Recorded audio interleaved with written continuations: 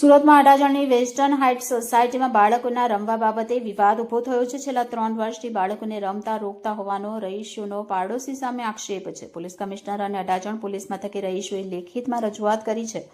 સોસાયટીના કોમન ગાર્ડનમાં બાળકોના રમવા પર પાડોશીએ લગાવ્યો પ્રતિબંધ. શાંતિ ડહોળતા પાડોશી સામે રહીશોમાં ભારે રોષ જોવા મળ્યો અને ન્યાયની માંગ કરી છે. Reporter Jaybhai Bagiya, A2Z news, Surat. Rupal Makwana,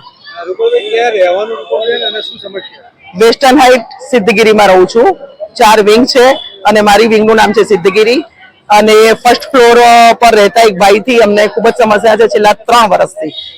શું સમસ્યા? બાળકોને રમવું જ નહીં, ફૂટબોલ ક્રિકેટ કશું રમવું જ નહીં.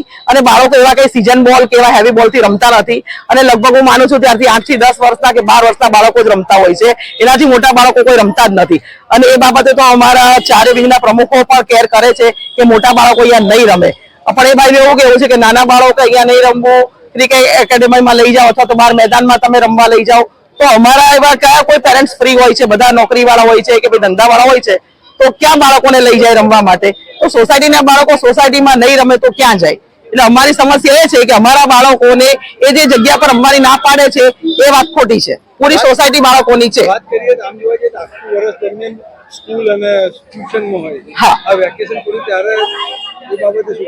બસ એટલે સ્કૂલ દરમિયાન તો ઓછી તકલીફ હોય છે કારણ કે બાળકો બિચારા નવરા જ નથી અને પેરેન્ટ્સ પણ એટલા બધા અવેરનેસ છે અત્યારે તો ટ્યુશન ક્લાસીસ, આ ક્લાસીસ, એટલે બાળકો બિચારા નવરા નથી પડતા. તો સાંજે 2 કલાક કોઈક બાળક, અને ત્યારે તો બધા લગભગ આવા અત્યારે જેટલા બાળકો વેકેશનમાં દેખાય એટલા તો એ વખતે દેખાતા જ નથી.